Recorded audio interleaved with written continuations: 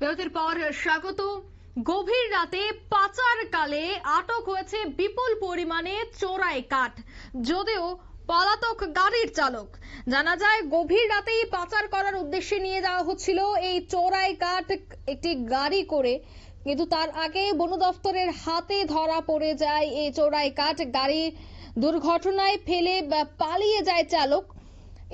এই পুরো ঘটনায় কিন্তু ধর্মনগর রেঞ্জের আওতাধীন জুড়ি ফরেস্ট বিট এলাকায় ঘটে। জানা যায় গতকাল অর্থাৎ বুধবার গভীর রাতে এই বাগবাসা ধর্মনগর সড়ক দিয়ে চোরাই কাঠ পাচার হবে এমন খবর যায় জুড়ি বিটের বিট অফিসার বিশ্বজিৎ দাসের নিকট। এই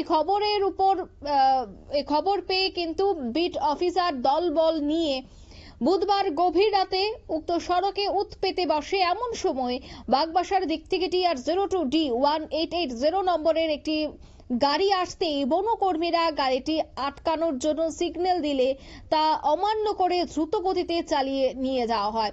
কিন্তু গাড়ির পিছু ধাওয়া করে কামেশ্বর এলাকায় গেলে কাঠ বোঝাই এই গাড়ির চাকা ফেটে যায় এবং গাড়িটি নিয়ন্ত্রণ হারিয়ে পাশের জঙ্গলে গিয়ে সজোরে গাছে ধাক্কা মারে। আর ততক্ষণে অবশ্য গাড়ির চালক পালিয়ে যায়।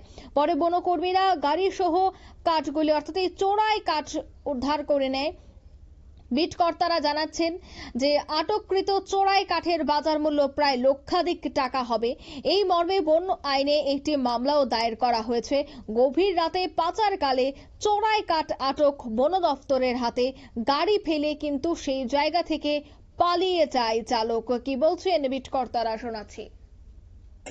এক্স্যাক্টলি তো লোকেশনটা বলতে পারবো না, কারণ ইনফরমেশন আসছিল যে গাড়িটা আজকে আপনার মেন ডিউটিতে কোথা থেকে আসছে বলতে পারছি না। এটা আজকে সকালে চালক তো বলা যায়, কারণ আমাদের